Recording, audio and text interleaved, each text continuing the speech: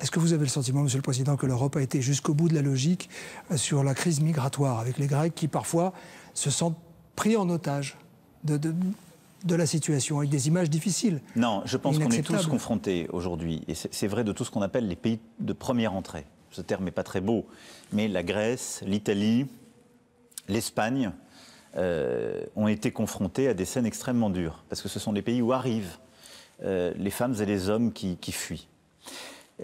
Nous avons des situations qui sont très différentes à cet égard. Parce que, j'aime pas ce terme générique de migrants.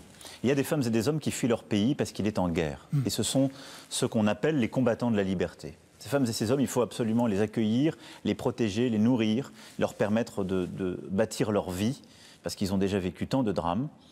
C'est ce qu'on a connu en 2015 avec celles et ceux qui fuyaient la Syrie. C'est ce qu'on a pu connaître venant de Libye également. Et donc là, l'Europe doit pouvoir s'organiser, elle a besoin de plus de solidarité. Ensuite, nous sommes confrontés aujourd'hui, de manière très claire, à un détournement de ce droit d'asile.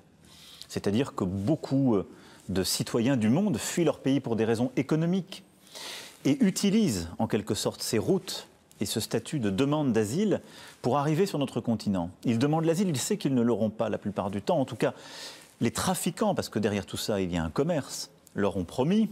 Ils le demandent et ils utilisent nos lenteurs bureaucratiques et ils finissent par rester dans des situations extrêmement précaires et mettent l'Europe en difficulté sur le plan humanitaire, sur le plan, je dirais, moral et économique et social. Et là, il faut mieux nous organiser pour mieux protéger nos frontières extérieures, démanteler ces réseaux de trafiquants qui font beaucoup d'argent grâce à cette misère humaine, qui font prendre tous les risques à ces femmes et ces hommes qui fuient pour des raisons économiques. Il nous faut organiser de manière européenne ce sujet des migrations. Et donc moi je pense qu'on a laissé, oui, beaucoup trop la Grèce, comme l'Italie et l'Espagne seules face à ce problème. Et ce problème il finit par se poser ensuite pour les autres. Vous savez, la France est en ce moment le premier pays d'accueil de ce qu'on appelle les mouvements secondaires. Les gens n'arrivent pas en France, mais une fois qu'ils arrivent dans l'espace européen, le pays où ils vont le plus se mettre, c'est en France. Le pays où ils vont le plus demander l'asile ou des titres. Et donc c'est un sujet pour nous tous.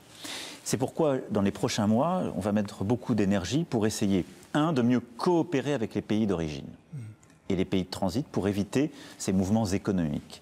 2, mieux protéger nos frontières. Pour la Grèce, on doit beaucoup plus l'aider à protéger ses frontières extérieures. Ça n'est pas qu'un sujet pour la Grèce elle-même, c'est un sujet de solidarité. Et pour l'Europe. 3, harmoniser nos droits.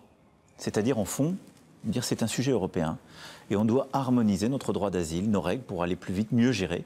Et 4, de la solidarité entre les États membres. La charge ne doit pas peser que sur les pays où ces femmes et ces hommes arrivent. Plus de solidarité.